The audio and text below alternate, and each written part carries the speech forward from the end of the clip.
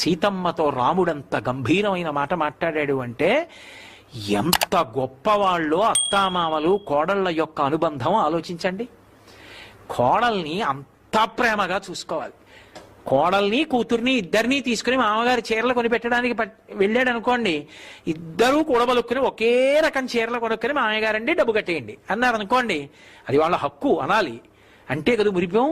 ఇద్దరిది 1000 రూపాయల చీరలే అయినా కూడా 2000 ఇచ్చి ₹1 పైన పెట్టి ఇది మా కోడల చీరకి అని చేయాలి. కోడలకి 1001 రూపాయి చీర, కూతురికి 1000 రూపాయల చీర.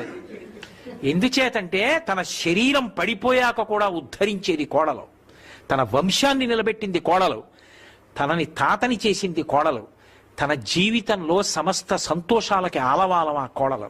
అటువంటి కోడల విషయంలో రూపాయి ఎక్కువ పెట్టాలి తప్ప తక్కువ పెట్టకూడదు. కూతురు కన్నా కోడలు గొప్పది. నేను చెప్పట్లేదు ఈ మాట, శాస్త్రాలు చెప్తున్నాయి.